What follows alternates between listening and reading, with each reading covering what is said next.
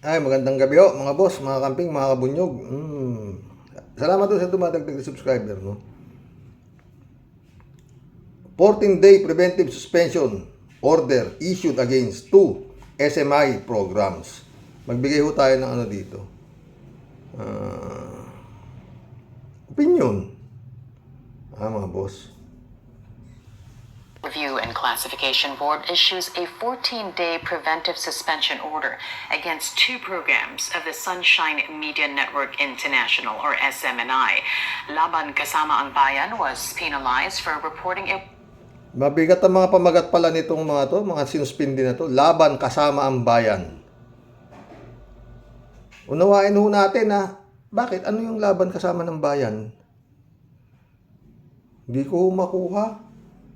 Anong pinaglalaban nila nitong mga to? Sila Celes at si Badoy na nasuspindi yung programa nilang Laban Kasama ang Bayan.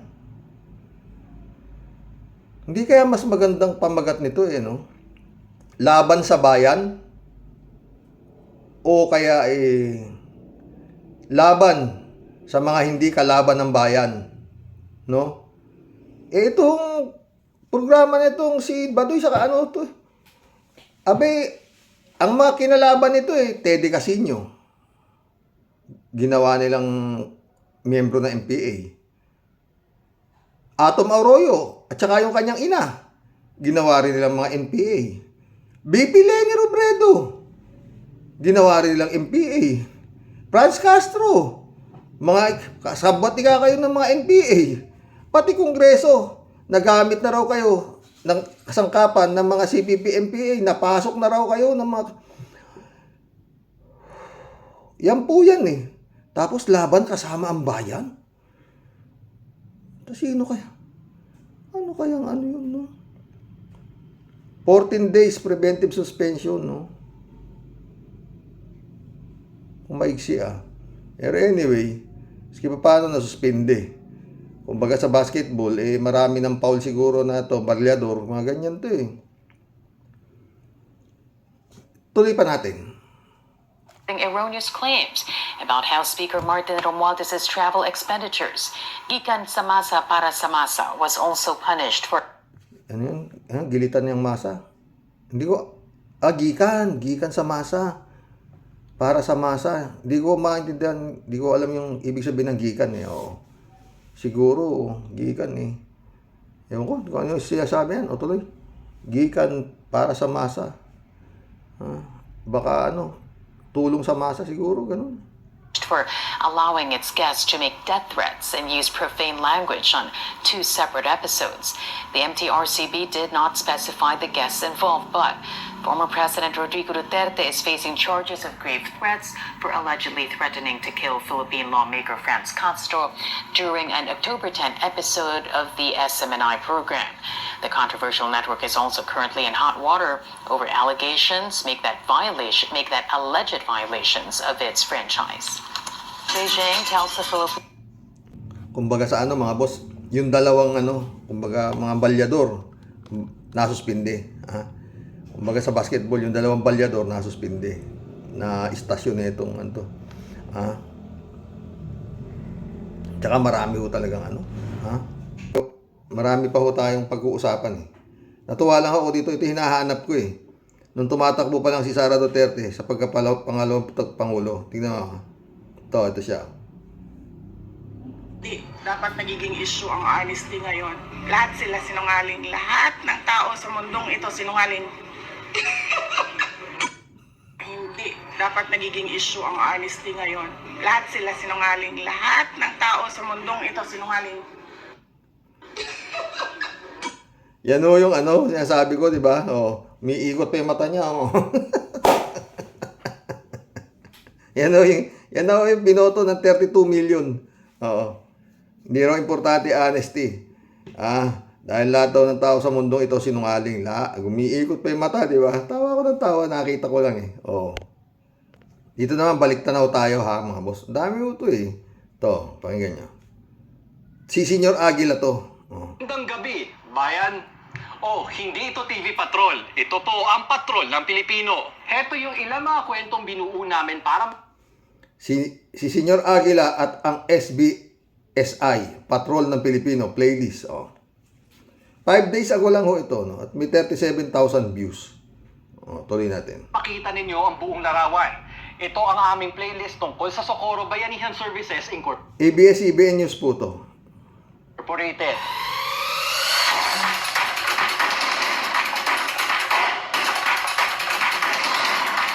Yan ang mga pamagat, patrol ng Pilipino, mga ganun, di yung laban sa bayan, kasama ng bayan. Ano? Yak na pating, tuloy. Pumutok sa publiko at pinag-usapan ang mga paratang ng umano'y child labor at fixed marriage mula sa mga tumiwalag sa grupong Socorro Bayanihan Services Incorporated o SBSI sa Surigao del Norte. Nang tumungo tayo sa isla ng Socorro at sa lugar nila sa Sitio Kapihan, sinalubong pa kami ng cultural presentation ng mga miyembro at residente.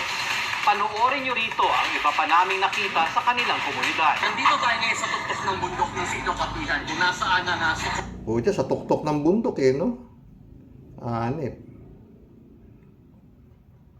Socorro Bayanihan Services Incorporated kung saan meron silang isang cultural presentation para sa mga bisita.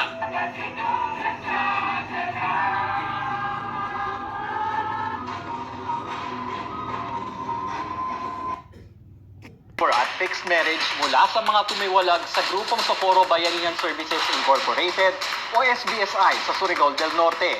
Nang tumungo tayo sa isla ng Socorro at sa lugar nila sa Sitio Kapihan, Ikukunik ko natin dito si Kibuloy, ha? Si Kibaliw, no?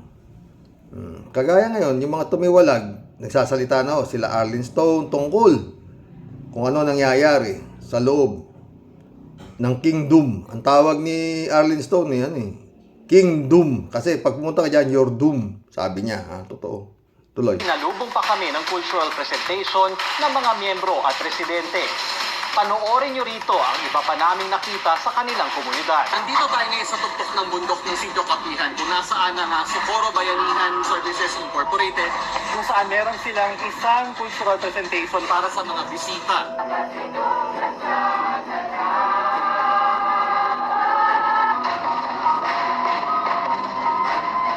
Malaman naman yung sitwasyon namin dito sa mapayapang lugar, mapayapang komunidad. Meron sila dito nga community center, may paaralan, meron silang nursery, at meron din silang recording studio dun sa banda taas. Ang sinasabi nila, Talagang kampo na siya, no? simpleng non-government organization lang sila kung saan nagtutulong-tulong ang mga tao dito. Gusto nilang patunayan na hindi sila isang kulto at sinasabi nila na isa silang organisasyon para tulungan sila magbayanihan dito. At tulad ng kahit anumang organisasyon, meron silang mga regulasyon dito. Bawal ang alak, bawal ang sigarilyo, bawal ang soft drinks, bawal ang sexy na damit, at meron din silang curfew. Pero sa kabila nito, kahit marami silang mga panuntunan, ayon sa mga nakatira dito, maayos ang kanilang buhay at hindi totoo ang mga paratang na nagkakaroon dito ng rape, ng puwersang Alam nga namang aminin, di ba? Tuloy. trabaho at puwersang pagpapakasal sa mga menor de edad. At handa raw sila magpaimbestiga at ipakita ito sa publiko. Wala naman yan katotohanan kasi sino meron mga magulang. Wala namang mga magulang na maglalagay sa kapahamakan ng kanilang mga anak. Kaya nga, sana naman yung publiko para nila malaman yung katotohanan bago sila manghusga, pumunta talaga sila dito sa aming community. Pero giit na mga dating miyembro ng Ang gagaling magsalita, pag talagang merong mga hustler na sinungaling, totoo, di ba? grupo, pakitang tao lang ang cultural show at sapilitan din ang sayawan at kantahan.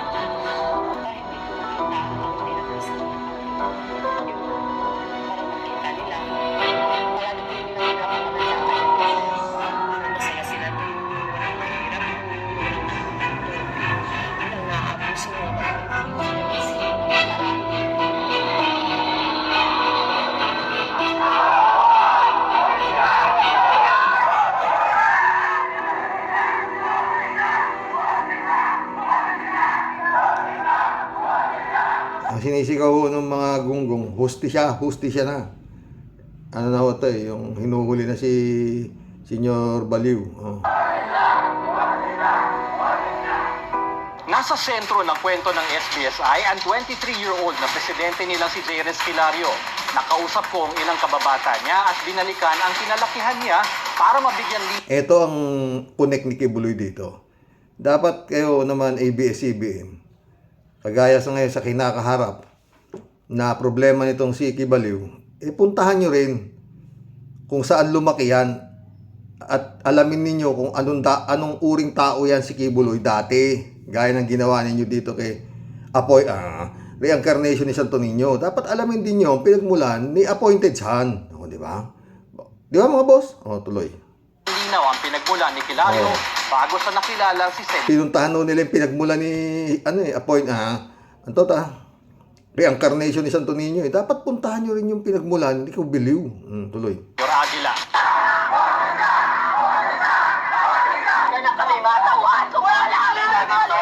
Sino nga ba si Jaren Esquilario o Senyor Aguila? Ang 23 anyos Yun, dapat alamin niyo sino nga ba si Kibaliw. Di ba? na Tuloy. leader ng Socorro Bayanihan Services Incorporated. Na leader ng Jesus Christ Kingdom.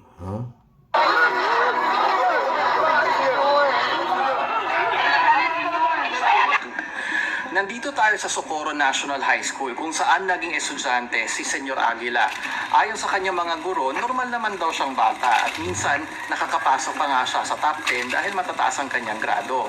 Ang hilig daw niya ay sumali sa Boy Scouts at mahilig din daw siyang sumayaw at mag-perform sa mga school Dapat alamin nyo rin yung pinanggalingan ni Kibaliw. Totoo kung saan nagmula event. Bilang estudyante, siya naman ay mabait na bata at siya ay matalino. Sa loob ng klase siya ay participative at kung ano ang iuutos sa kanya ay sumusunod naman siya. Dating miyembro ng Iglesia Filipina Independiente si Jaren sa kanyang mga magulang. Palagi raw sila nagsisimba dito at aktibo sa komunidad. Pero mula nung tinawag na daw siyang Senyor Aguila, hindi na raw sila nagpupunta rito. Paano siya magiging reincarnation ng Diyos? Kasama ko siya nung bata pa. Sabi nung kababata niya, paano siya magiging reincarnation ng Diyos? Kasama ko siya nung bata pa. Dapat alamin ninyo yung mga kasamahan ni Kibuloy, ABS-CBN, nung doon sa pinanggalingan niya kung ano yan. Ba? Tuloy. Kami pupunta kahit saan, nangunguha ng bayabas, nangunguha ng kahit ano, yung mga pwedeng... Alam nga naman tumubo lang yan si Kibulog dyan. Siyempre, pinanggalingan yan. Ito, kagaya to, hinanap ng ABS-CBN kung saan nagmula. Pati mga kababata. Siguro naman may nabubuhay pang kakaibigan si Kibulog doon sa pinanggalingan niya. Di ba mga boss? Tuloy. Piling namin dito, minsan nagpuportrait din kami sa kanila. Ito ang bahay ng pamilya ni Senyor Aguila. Dito siya lumaki hanggang nagdesisyon ang kanyang pamilya na lumipat sa bundok noong 2019. Mula noon ay hindi Maganda yung bahay ni reincarnation ni Santo Niño. Di malaman nyo rin kung saan nakatira si Kibulog. Yun, dapat alamin din ninyo yan. Tuloy. na sila nanirahan dito. Kabash ko lang siya, tapos bigla na Diyos for haring sa sunod-sunuran na lang yung mga taong halos. Sakit po isipin Yan. na parang hinusgahan na po ako ng lahat. Kasi yung pagka-presidente Umiiyak na rito yung si Gago. Yan. ko ng Socorro Bayanihan Services Incorporated ay hindi ko po kagustuhan. Kaya pakinggan niyo po ako kasi hindi ko po magagawa yan. Bata pa po ako. Hindi nga po ako nakapagtapos ng pag-aaral. Kawawa naman. Kayo, anong masasabi niyo tungkol sa grupong sentro ngayon ng investigasyon ng Senado? Pero ayon doon sa mga nagsusumbong, maraming nangyari rin ito. Parang may night duty rin to si Senyor Aguila nito Oo. Tuloy.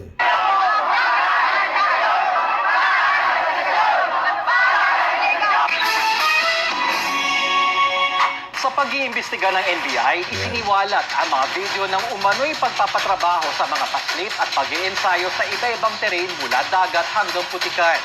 Pero ang sabi ng grupo, practice lang ang ilan dito para sa Sinulog Festival. Sinipin dito ang mga video Puta, practice para sa Sinunog Festival Tignan niyo yung practice. sentro ng investigasyon. Isiniwalat ng NBI ang mga video na kuha umano sa loob ng Socorro Bayanihan Services Incorporated. Ayon sa mga dating miyembro, alas 3 pa lang ng madaling araw ay gising na sila para magtrabaho. Ang iba ay pinapag-ensayo raw dito o sa iba nilang mga pasilidad. Kasama raw dito ang training sa dagat, sa bundok, sa ilog at paggulong-gulong sa pulikan. Dati naman pinaliwanag ng SBSI na Hindi lang yun. At tinuturuan mo silang maging humawak ng baril. Diyan. Yung pagulong-gulong sa dagat. Talagang ano nila eh. Trained ano sila eh. Parang tinetrain sila para maging maging NPA eh. Parang ganun eh. Or other way around, mga hired killer. Oh. Kasi ba't ka tuturuan humawak ng baril, pagulong-gulong sa... Mahirap po yung alas 3 pa lang, gising ka na, parang yung utak mo eh, no? Tuloy. nila dito at ang training na kanilang ginagawa ay kasama sa pag-iensayo sa pagsali nila sa Sinulog Dance Festival. Pero hindi kumbinsido ang NBI. Ito ay part ng Sinulog. I doubt it kasi I have been to several Sinulog occasions. No? In fact, tagaroon ako sa Cebu. So, mahirap paniwalaan na ito ay part ng kanilang Sinulog Dance. Ayon sa SBSI, ang kanilang population ay halos 4,000 at lahat sila ay hati-hati sa 7 cluster. At dito nakadepende kung ano ang papel nila sa organisasyon. Organisasyon, di ba? Oh. Sindikato talaga eh. Tuloy. Ang mga cluster ay nakabase daw sa edad, civil status at profesyon. Ang iba namang mga miyembro, depende sa kinabibilangan nilang cluster ay pinagtatrabaho daw sa bukid, pangingisda o kaya'y magkarpintero. Sa isang video, nakita ang mga paslit na nagpapala. Parang yung mga worker din ho ni Kibuloy, di ba? May namamalimos, meron nagtatrabaho doon sa kanyang kingdom, at $2 a day ang sweldo nung kanyang in-interview yan, meron hong video niyan ha. Oo, yung mga worker ni Kibulog, $2 a day ang kinikita. Sige, tuloy. Ala ng buhangin at bato sa sako. Inuutusan umano sila na tumulong sa construction ng mga pasilidad. Dito sa pangyayari ito at may nagbigay ng isang executive, nag-execute ng isang statement dito kung saan pinapatotohanan niya na ito ay nangyari dun sa quadrangle inside the Sitio Capihan at that time. In fact, in-identify niya pa yung isang minor child na nandun sa video. Pero tinanggi ng SBSI ang mga paratang. Lahat yan tanggi. Alam nga naman may umamin dyan, di ba mga boss? Oh. Mga brainwash na ito mga nandito eh. Oh. Hindi ko po napanood kasi wala akong walang pinipilit sa amin kung saan lahat ng mga video ay isinumite na bilang ebidensya sa reklamong child labor at child abuse laban sa grupo. Anong tingin nyo sa mga video na ito? Pinusisi rin maging sa Senado ang alegasyon ng sapilitang pagpapakasal sa mga miyembro ng SBSI kahit mga minor de edad. Inilahad din sa Ayan. Oh. Binubusisi na sa Senado yung binusisi ko sa Senado to at ang bumusisi nito si Bato. Tsaka si Senadora Risa Ontiveros dito sa SBSI na ito, SBSI na to. Oo. No. Bato, bakit ngayon ayaw mong ipabusisi sa Senado yung appointed sa na yan? O, di ba? Pareha eh. Tuloy. Sa atin ng ilang dating miyembro ang umano'y pang-aabuso sa likod ng mga tinaguriang gabi ng pag-ibig. Paalala, Pusa, gabi ng pag-ibig naman dito. Yung kikibulog naman, night duty. Halos similar, di ba mga friend? Tuloy. sensitibo ang ilang eksenang tinalakay dito. Paano nga ba kinakasal ang mga taga-Bayanihan Services Incorporated? Sentro ito ng investigasyon ng NBI at ng Senado dahil sa mga alegasyon ng pang-aabuso. Gabi ng pag-ibig ang nakasulat sa entablado sa video na ito na nakuha ng NBI. Kita ang pagpapares ng mga binatilyo at dalagita sa loob umano ng SBSI. Luluhod ng lalaki na may alok na bulaklak. Maghahalikan sila at magpapasalamat sa leader nilang si Senyor Aguila na nagkasal umano sa kanila. Si Senyor Aguila raw ang nagpapares sa... Ayop ka. Kakasal ka pa ha? Yari ka ngayon. Ewan ko lang sentensya na ba to? Si Senyor Aguila raw ang nagpapare sa mga kapwa minor de edad o sa nakatatanda at bawal ang tumanggi. Bawal daw kasi maging member ang mga outsider sa SBSI, kaya ang naging solusyon ay ikasal ang mga miyembro para sila ay magkaanak at dumami. Ang lupit Bawal magmiyembro yung hindi. Kaya sila pinagkaasawahan na sila para dumami yung miyembro. Ginawa Japan. Tuloy. Bawal ang mga relasyong bakla at lesbiana sa bundok at sila raw ang inunang ikasal para maging ehemplo sa iba. Para gumaya para hindi na mapilitan yung ibang minors. Masunod kasi makita nila na ito nga mga bakla, ito nga mga tibo, pumayag, sila pa ba? Obligado rin daw ang mga bagong kasal na magtalik sa unang 3 araw ng pagsasama kapag hindi Ibig sabihin, pag tomboy ka, ipapaasawa ka sa lalaki. Para bawal nga raw ang bakla sa katomboy. Pag bakla ka naman, ipapaasawa ka sa babae. Matindi talaga, Senyor Aguiw. Tuloy. dito natupad, pinapatawag daw sila ni Senyor Aguila para magpaliwanag. Ang biktimang si Kailangan sa 3 araw, kailangan nagkayarian na sila. Kinawa Japan, Okay. Rambo, hinikayat umano ni Senyor Aguila na gahasain ang kanyang lesbianang asawa. Sabi niya na gahasain mo na yan, asawa mo na yan, authorize mo na gahasain yan, authorize mo na galawin kasi asawa ko na daw. Ganon po, tapos hindi ko pa talaga magawa. Ayon sa mga testigo, ang mga ayaw makipagtalik sa kanilang asawa ay dinadala sa masukal na bahagi ng bundok kung saan ang parusa ay manirahan sa isang kubo mula 1 hanggang 4 na buwan. Tulad ni Rambo, tumakas ang ilang mga biktima mula sa SBSI para iwasang maikasal. Pero ayon sa SBSI, wala silang pinipilit.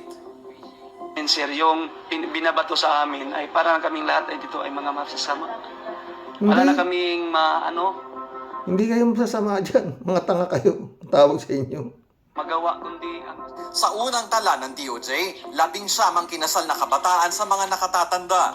Ayon sa ilang biktima, hindi nila masisi ang kanilang magulang na kuminsinti dahil naging normal na ang kasalan at rape sa SBSI. Anong masasabi niyo rito? Masasabi ko dyan, sobrang daming tanga na napapaniwala sa mga ganyang uring kulto. Gaya nitong kay Kibaliw. Ay nako mga boss. Sobrang katangahan, Meron pa akong nakakalimutang basahin kagabi. Dito sa marami po tayong topic ngayon mga boss. Tara, magbigay tayo ng opinion. Ito yung late ko kasi si 3J Shop nag-comment dito kagapon Hindi ko nabasa. Ito, sabi niya. Shout out 3J Shop Ngayon wala ka na namang comment. Sabi niya, Sir Rox, tawa-tawa siya. Ang lakas ng loob ni Robin Hood. Kung saan kukuha ang budget, ang dali naman ng sagot dyan. Tigilan nila ang korupsyon. Tapos ang kwento, yun nga Ba't nagtatanong pa, Eto, 3J Shop ulit. Sir Rox, ito namang si Roque. Naku, ganyan lang yan. Reverse psychology ang tawag dyan. Bira lang ng bira kahit alam naman niyang para siyang timang sa mga pinagsasabi niya. Pilit tinutuwid niya ang baluktot. Pilit itinatama ang mali. May panahon din yang si Roque na magbabayad siya sa kasalanan niya sa Diyos. Hindi yan makatatakas. Totoo yan, friend, wala na siyang Diyos siguro. Sikibulog na Diyos niya, di ba? Ito pa, sa mga barangay health worker, sila itong pinakamahalagang gawain para sa taong bayan, lalo na at sa kalusugan ng tao ang pinag-uusapan. Yun ngang mga buhaya, ang laki ng sweldo. Ito pa kaya mga health workers, buhaya, hindi naman sila buhaya, health worker sila. Ikaw naman, friend, 3J Shop 3J Shop ulit, At ano naman ang significance ng gawing 24 na gawing 24 senadors ang Pilipinas? Ano 24? 54. Para mas marami pang mag-aapi sa taong bayan? Kulang pa ba ang mga buhaya sa Senado? Uunlad ba ang bayan kung magiging 54 ang senador? O baka naman upang pahirapan lalo ang bayan? Totoo. Naku naman, Robin Hood. yung stupidity mo, wag mo nang ipagmalaki. Sobra nang walang hiyain nyo. Di mo nga kayang intindihin ang mga tanong at paliwanag ng doktor. I didn't get her name. Rejason po ulit. Sir Rox, di ako maka-BBM ha. Maliwanag yan. Pares tayo, ano ka ba? Kaya lang, matagal kong kukumparahin mo ang mga DDS at si Romualdez. Matalino talaga si Romualdez. Sinagot ni Romualdez yung please respect BP Sara. Parang he validated na tama naman yung DDS sa respect ek. Yan, but ang buwelta ni Romualdez na napaka-suabe the same respect should be given to the President of the Philippines. O diba, Sir Rox? Sapul na sapul ang mga DDS. Wala yun. Manhid mga yan. Mga zombie nga yan Parang zombie na yung mga yan 3J Shop ulit Nanghihingi ng respect ang DDS sa Japan. But they did not respect BBM. So, sino ngayon ang napahiya? Kasi naman, Sir Rox, bakit ba naman kahit isang member ng DDS, wala man lang matalino o smart, lahat napaka-stupid at bastos. Sabi nyo, mainit ang ulo ng 3J Show. Lagi tuloy nakakagamit ng salitang stupid. Kasi naman talagang dinedefine ng mga DDS ang sarili nila bilang stupid. Great example, Robin Hood, Roque, Bato, Vivian Velez at marami pang iba. Puro stupido. 3J Shop na naman. Sir Rox, ang DDS nakapokus lang sa red tagging. Kampihan ng China, gustong violence, ayaw sa peace talk. Basta sila mag-red tag, magbuska, maghamon. Yan lang ang kanilang agenda. Wala silang sense of responsibility and accountability. Puro kasamaan ang nasa isip.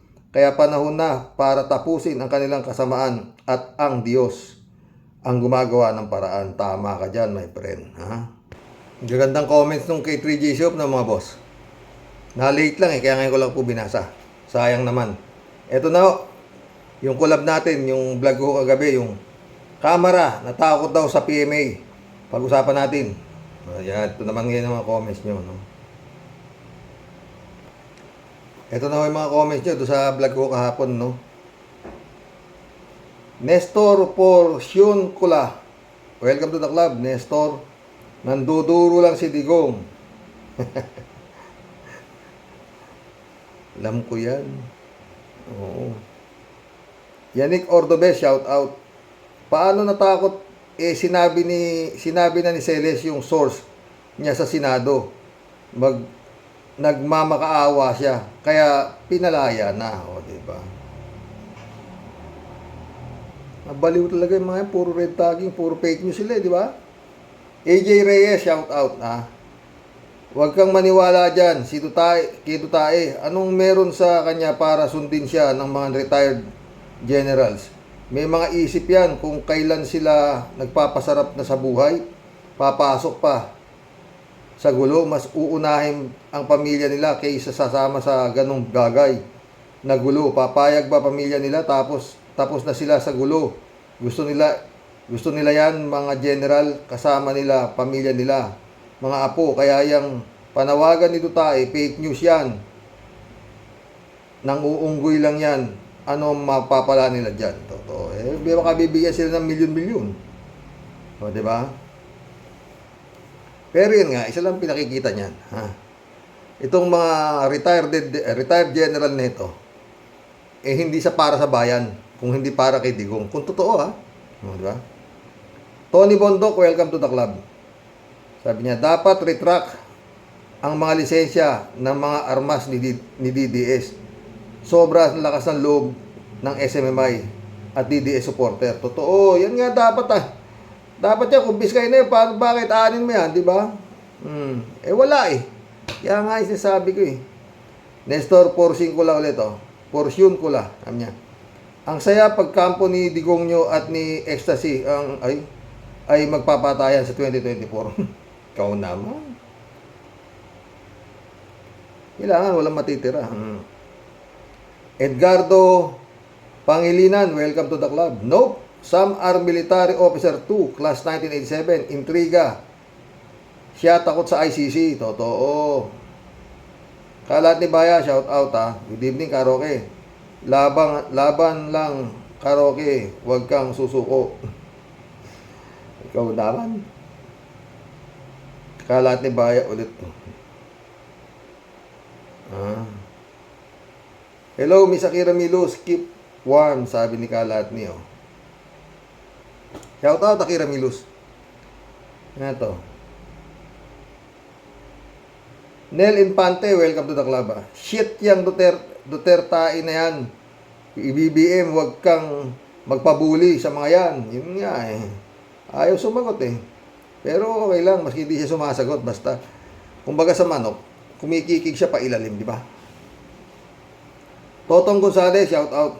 Good day, Sir Rox. Relax na lang ho tayo, Sir Rox. Sa pananaw ko po, kahit anong gawin nila, hindi na tatalab yan kay BBM. Mga tao pa lang ni Apo Lakay Jr. Sobrang ligalig. Mga tao pa lang ni Apo Lakay Jr. Sobrang ligalig na sila. Ultimo, patron nila. Tahimik pa si BBM.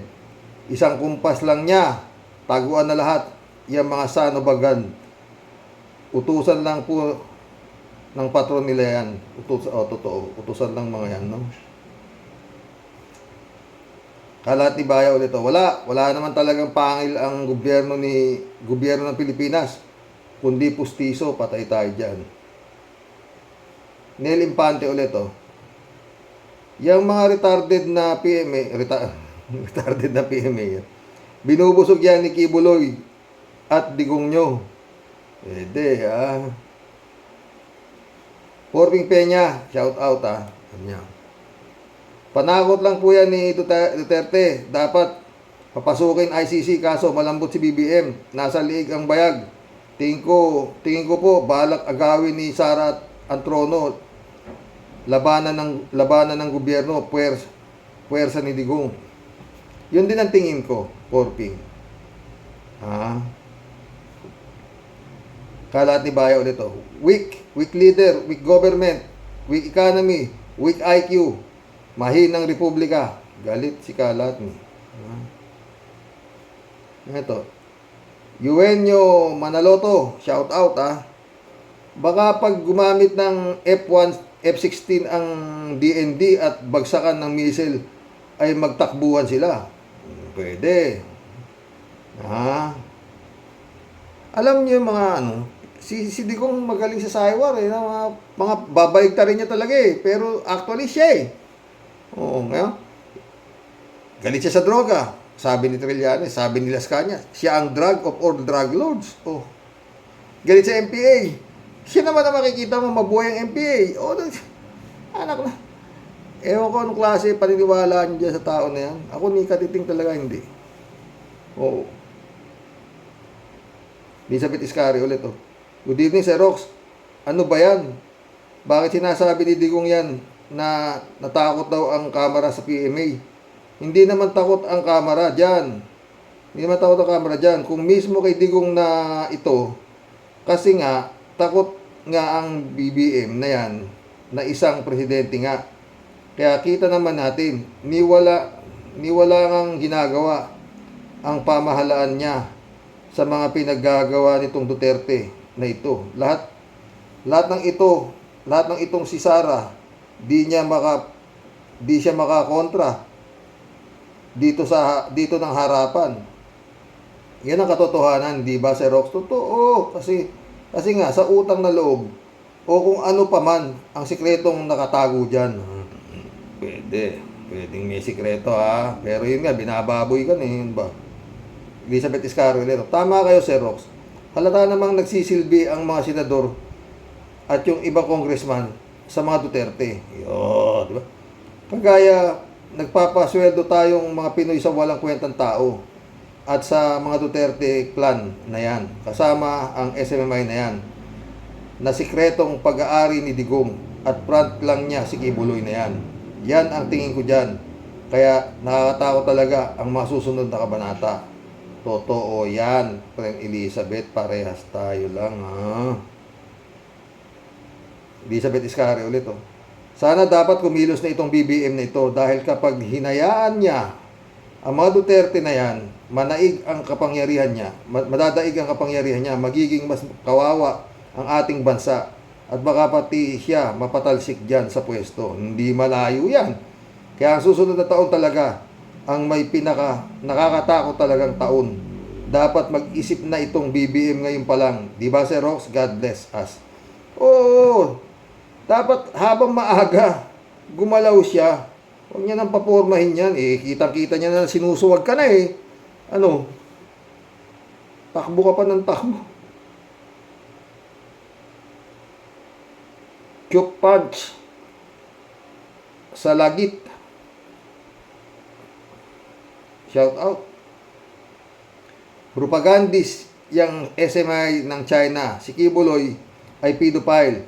Money laundering wanted by FBI, human trafficking, white slavery, at yang retired military, pinalalamon ni Duterte ng kwarta. Nasabi niya noon. O, di ba?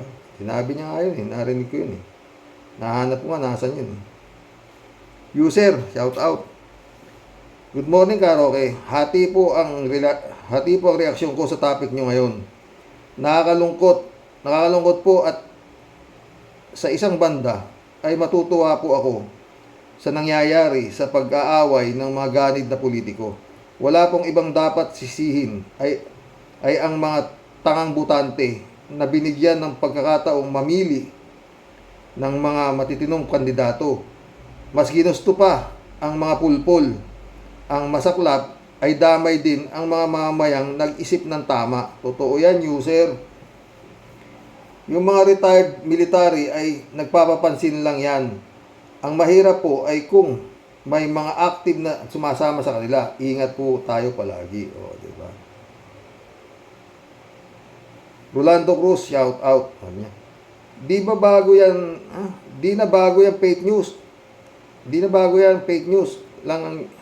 Fake news lang yan, sabi ni Trillanes.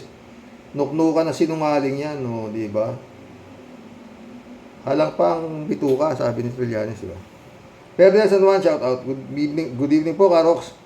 Sa akin pananaw, Karox, tahimik lang si PBBM. Pero kumikilo si Martin Romualdez at Kongreso. Tandaan po natin, si PBBM, ang presidente, isang kuman niya sa militar at PNP, kikilos yan. Ang problema nga natin sana nga ganun, ha. Si Digong, isang patawag lang kay punta pa agad ng Davao si Abalos. Pinatawag sa Davao, punta agad di ba?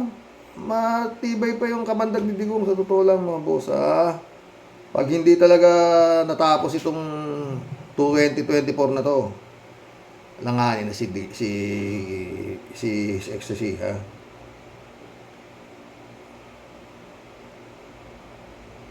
Tuloy natin. Tandaan po natin, si BBM Presidente, isang kumanya sa militar at PNP, kikilos yan.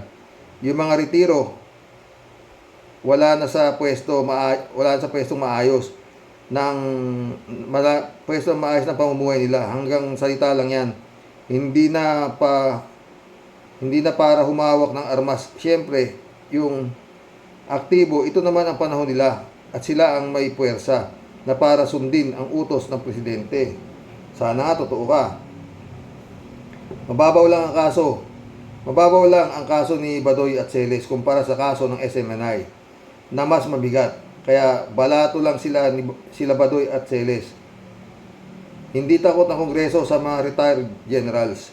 Nasa presidente ng bansa ang loyal ng mga aktibong militar dahil ito ang panahon nila. Tandaan natin, maraming aktibong militar ang naghihintay ng promotion o pagtaas ng ranggo. Yan po ang aking pananaw. Dasal, patnubayan po tayong lahat ng mahal na Panginoon Diyos. Sana tama ang iyong pananaw, Ferdinand. Sana tama. Sana nga mahawakan ng todo ni Gibo at ni Marcos ang militar. Pero ang justice system parang hindi po Hindi ako believe. Dito sa alam niyo naman. ombudsman, DOJ, hindi ako bilib sa mga nakapwesto dyan. Totoo. Maski nga, Comelec, puro mga ano rin yan, Batang Gongs din rin yung mga iba yan, puro mga taga Davao. Ewan ko tong Supreme Court, no? Kaya matapang si Roque. Mag-file kayo ng kaso. Sa huwag kayo kayong kongreso kayo, sa korte tayo magkita at walang violation ng SMMI. Pucha, yun yung sasabi ng abogago nila, di ba?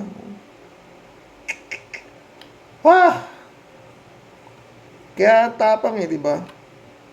O dito, malalaman natin kung anong magiging resolution. Kung may resolution o may probable cause itong sinampang kaso ni Franz Castro kay Digong sa Department of Justice na naman yan. Librado Ludovico, shout out. Blessed Monday morning po, Karoke, and to all Roque Warriors watching from Edmonton, Alberta, Canada. God bless po. Stay safe and healthy. Hoy, mga PMA, makapal din ang mga mukha nyo. Mamayang Pilipinong nagpaaral sa inyo, tapos yung dalawang ungas na si Celis at Badoy, ang kakampihan nyo, galit si Librado Ludovico. Totoo naman sinasabi niya. Diba? Ay nako, Lord. Lady Sanita, shout out. Good evening po, Sir Roque, and to all your loving wife and to your loving wife at mga viewers ng programa po. Salamat. Ladies Anita ulit, Balita nga, Sir Roque, habang nasa Japan si PBBM ay naglabas yung kaibigan ni Sara Botangera na survey at pinakamataas si Botangera na walang ginawa at yung sahod ng mga teacher sa halagang 5.5 billion ay hindi pa binibigay. Paano magiging mataas ang survey niya? Ang maniniwala lang ay mga mangmang. Tayo ang mulat sa totohanan para maniwala tayo. Laugh out loud. Totoo. Yan nga tirada Maski na wala namang itong mga nagsusurvey na to, sa totoo lang, dapat to, pinag-aaresto to pati survey, fake pa rin. Okinawa Japan, yan? Nabubuhay na itong gobyerno ng Pilipinas sa puro fake. Di ba? Pati survey, halata mo naman fake. Si Sara Duterte. Diyos ko. Ewan. Ladies Anita ulit, dapat ipakumpiska ni PBBM ang mga militar sa mga military at PMP, yung mga high-powered caliber. Hindi karapat-dapat magkaroon ng 358 piraso ng mga high-powered caliber over yan. Hindi na siya presidente para pahintulutan yan, mga baril. Ipuin nawa ng Panginoon ang isip ni PBBM, imulat ang katotohanan. Amen po. Totoo yan. Federico Mandak, shout out Tingin ko lang hindi na loyalty kay Digong yung pinapakita ng mga retired generals, kundi yung pansariling interest nila. May perang involved dyan. Talagang ginugulo tayo ng China internally para mabaling ang atensyon sa gulo sa Kongreso at Senado at unti-unting sinasakop ang West Philippine Sea. Habang nandyan ang mga dutae, hindi tayo matatahimik. Sila ang tainik sa lalamunan nating mga Pilipino. Totoo yan, Federico. Lorna Velez, shout out Karox, nasa St. Luke Hospital si DOJ Secretary Boying Rimulya at na-cardiac arrest daw for the third week na. Hindi ako niwala dyan. Noon naman, di ba? Ano naman daw siya, puso. Christian Chengnak, shout out Uy, malapit na birthday mo, anak Hindi ko sasabihin. Pag birthday niya, saka ako na babatiin. Sabi niya, that's very good, another bad karma. Talagang iniisa-isa na natadhana ang mga nagpagamit sa Diablo. Nagkasunod-sunod na sila. Ikaw naman. Johnny Bigod, shout out. Gandang gabi, Karoke. May presidente ba tayo? Parang wala Hindi ko naririnig sa balita. Mas naririnig ko pa yung vice president kaysa dito sa KBBM. Dito natin nakikita na mas may power pa ang mga Duterte hanggang ngayon at hawak nila si BBM sa liig. Paano nga nalagay lang sa pwesto itong BBM dahil kay Digong sa pamamagitan ng pandaraya?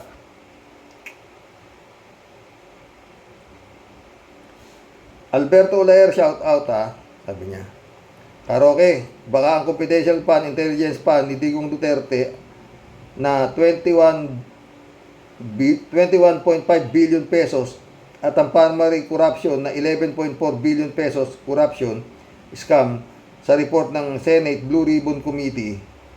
Sa primary corruption scam, kasangkot si Digong Duterte. Sa report ni Richard Gordon, siguro binigay niya ang kalahati sa PMAR, ex-military personnel, ang confidential and intelligence fund sa Parmali. Corruption scam nung presidente pa siya ng Pilipinas para proteksyonan sa sarili niya. Karoke. Doon siya magaling di ba? Kami Davao. Lahat na may armas. Ito pera. Pera. Ikaw, tapang. Pera. Rebelde. Susuko, bigyan trabaho. Sama mo rin sa Davao Death Squad. Galing, no? Marilo Pabianak, shout out. Good evening po muli, tay, at sa mga Rocky Warriors. Basta po maitaimtim na panalangin nating lahat ng pagliwanag na nga ang isip puso nitong mga nag-aagawan sa kapangyarihan sa ating bansa. Di po tayo umuusad, padami at pataas ang utang dahil sa mga sariling interes lamang ang pakay. Tulad po nyo tay, nawa nga po huwag mauwi sa kaguluhan. God bless po tay at mga Rocky Warriors, sabi ni Marilo Pabian. Sumagot si Al Olalia. Shout out Al Olalia. Ano tong MLSO sa Ma'am Marilu, good day to you and your family. God bless. Good day too. God bless your family, sabi ni Marilu. Christian Cheng ulit Ganyan naman, yan si Dugong drug lord, kriminal, pero mahilig manakot. A pleasant evening po, Tatay Rox, at sa lahat ng mga ka-warriors. Bro Christian, ingat ka palagi, sabi niya. Bro Al Olalia, salamat. Reynaldo Gonzales, sabi niya. Drug lord si Digong, Christian Cheng. Maganda pa pakinggan, wag na nating isama ang Lord, gawin na lang nating drug evil. Sumagot si Christian, Lord ng mga demonyo, diablo, satanas, lahat ng uri ng evil. Tayo dyan. Brent Shervin sa PETA, shout out Christian Sen, shout out. July 7 Alcantara, shout out sa inyo mga boss. Sabi niya, sindakan, labanan ng lubot sa lubot, matira matibay sa mga hinayupak na hinduropot. Mga buwisit, may gobyerno pa ba tayo dyan sa Pinas, Rox? Anak ng galising asong gala, talaga sarap pag-uuntogin ng mga ulo ng mga buwisit na to. Ingkong ayaw pa talagang manahimik na lang. Palibasa, marami siyang panakot ng mga high-powered guns. At talagang pinaalam niya pa talaga sa buong mundo para takutin ang sino mang magtangka si Rox na siya ay sindakin. Mamahinga po talaga ang may bulak sa ilong pag sinamasama ka ng konti. Si Rox, sinamahan niya pa ng mga pang frontliner at pandagdag sa panggulo ng mga general daw. Alam mo, Sir Rox, ang taong matapang, di niya kailangan ang mga backup na ganyan. Totoo. Hindi nga siya matapang Saka dapat Ha? Saka dapat tahimik lang at walang kuda. Di ba, Sir Rox? Totoo. Kailan ba yan naging matapang? Di ba palaging may bayarang galamay para patahimikin lahat ng kontra sa kanya? Subukan mong hamunin niya ng one-on-one. Walang backup. Di yan sisipot. Eh, yun na nga. Hinawal ni Kawaldi. Di ko na napapanood si Kawaldi Carbonell. Sana walang sakit, ha? Atago, atulin yan. Ha? Parang si Pambansang Bigote lang. Kakapiraso ang patutoy. Dami ding armas. Ah, parang tingin nila sa sarili, dahil di baril sila, mga untouchable na sila. Pwe, oy, mga kurimaw, naurong naman ang mga betlog. Huwag kami. Sa totoo lang, sa tunay na labanan, pareho lang kayong mga walang silbi, mga buwisit, matatapang lang dahil may pangharang. Pero sa tunay na labanan, parehong ampaw at sigalpot. Pwe, ginam, kung ako talaga tong si Boy Bigote, kung may natitira pa siyang kahit konting hiya at dignidad sa sarili, lalayas na lang ako talaga dyan sa Senado. Wala kang hiya eh. Kasi puro kahihiyan lang naman talaga ang inaabot mo. Wala man lang natutuwa, wala man lang pupupuri. Sa akin, number 1 to longest na senador pa naman ako. Ay, nako po, Diyos Lord naman talaga si Rox. Kailan pa kaya talaga itong mga ito tuluyan ng tatangay ng ipo-ipo at doon na itapon sa kabundukan ni Gundina at Barok kasama si Tarzan para magkaroon naman po tayo ng konting katahimikan. Hanggang sa muli po sa inyo pong lahat na aking mga Karaoke Warriors, Impong Basyang, Team Tia Deli, ay bumabati po ng advance Merry Christmas po at mapagpalang buhay po sa ating pong lahat. Ang sa inyo po ay tunay pong nagmamahal, pasaway po at makulit. Ito po ang aswangot ninyong Tia Deli. Christian Cheng ulit to. If ako sa kamera, paninindigan ko na. Ika nga po, patay na kung patay, di po ba, Tyrox? Kaya yan, si Dugong namimihasa kasi may mga nagpapauto.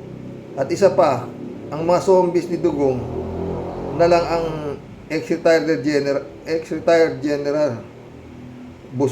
Busog-lusog kasi sa CIF ng mag-amang Duterte Praning. Kaya sunod-sunuran sa mando ng kanilang boss amo. Totoo yan, Christian Chenka. Divine Wilson, shout out Tama ka, Karox.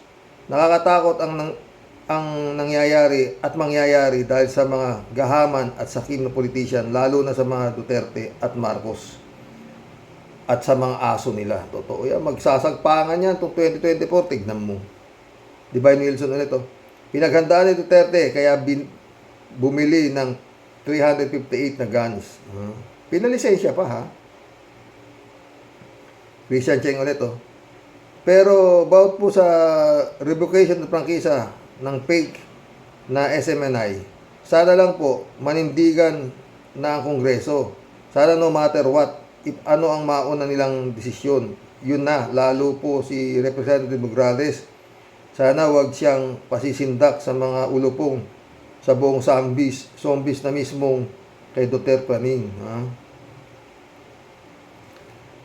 Wala na namang comment si Friend Amy, busy siguro. Shout out, Friend Amy Bingson. Sana wala kang sakit, Dolor Garcia, shout out. Belinda Magtangob, shout out sa inyo mga boss, Divine Wilson ulit, Mas strong leader pa si Cory compared to BBM. Madaming kudita noon sa pangungunan in Enrile.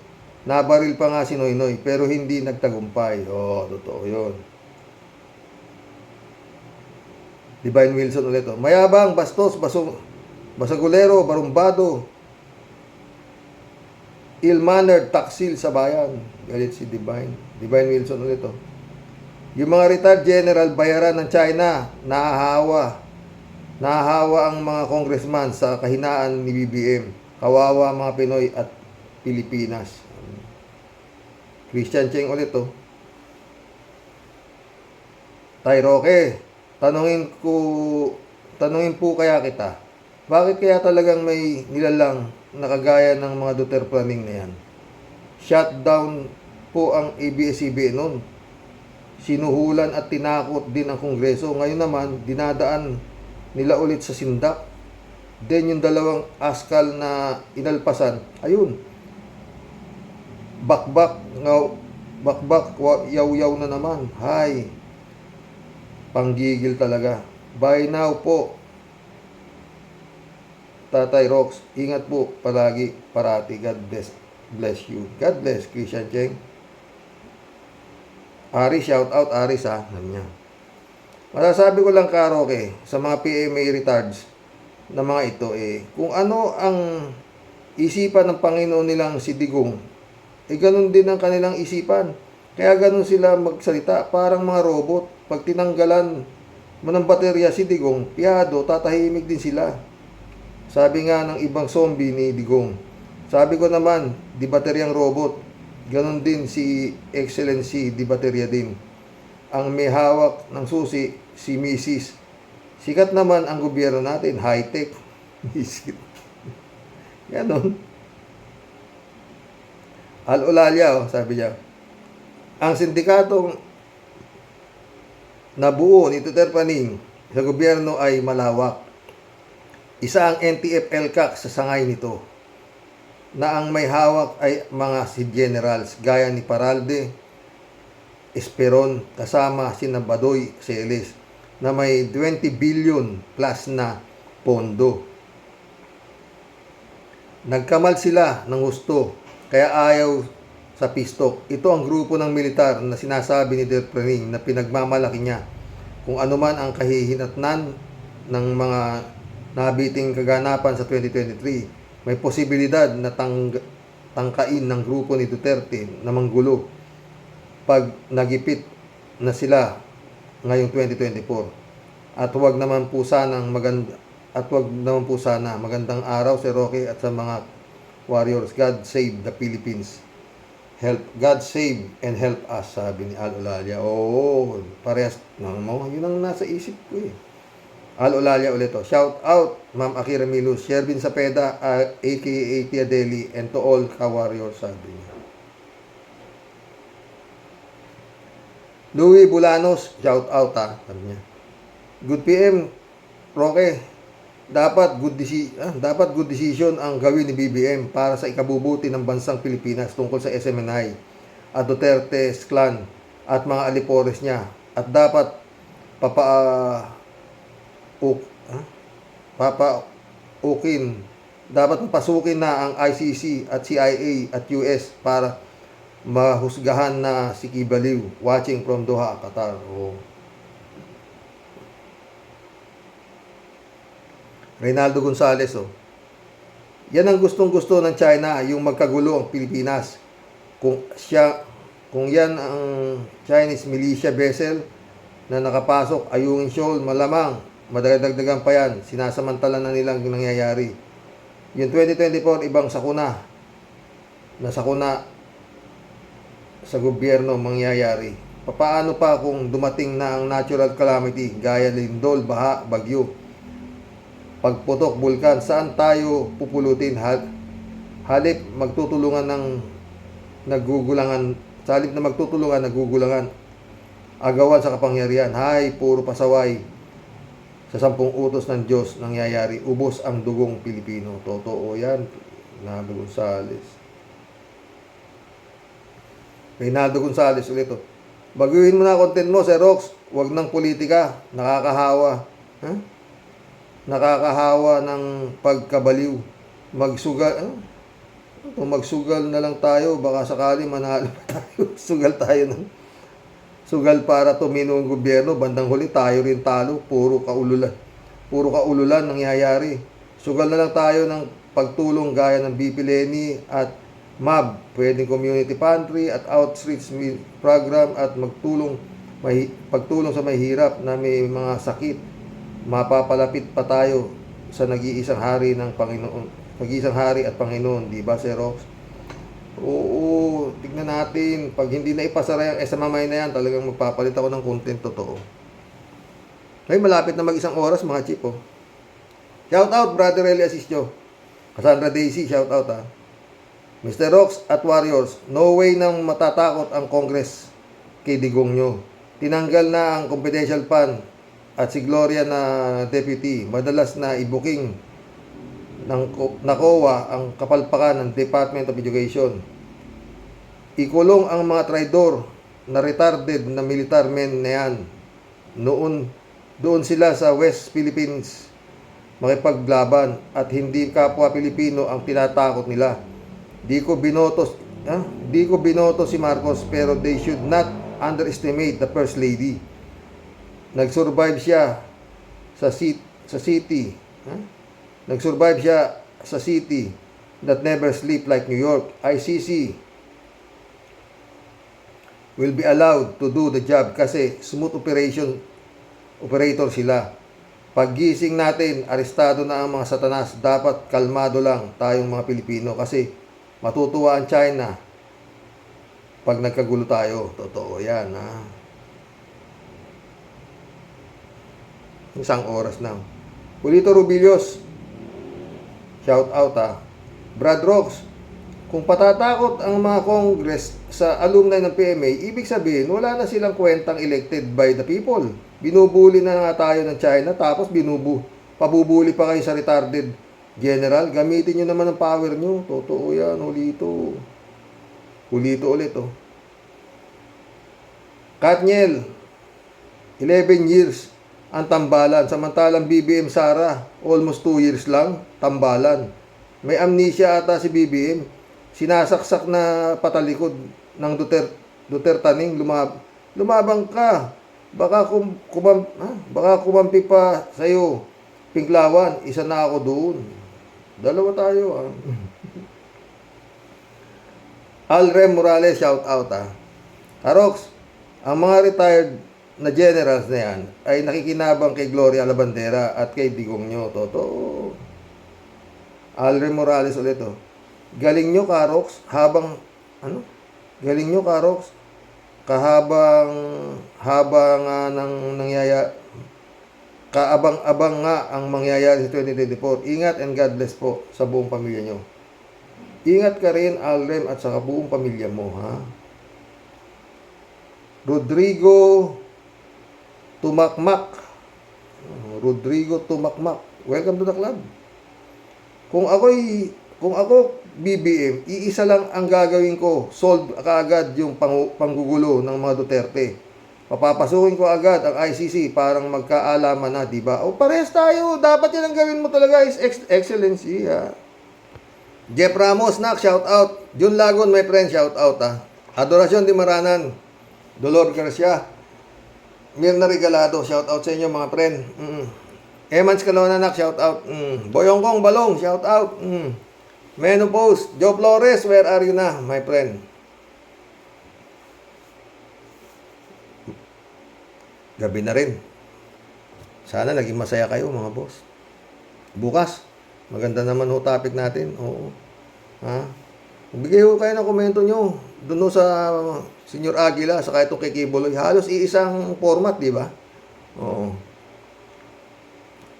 Ewan ko kung ano mangyayari riyan. Kung sisipot si Kibulog, ha? Pag pinatawag ng Senado sa 2024. Kaya magulo yan, 2024. Good night, mga boss. Merry Christmas.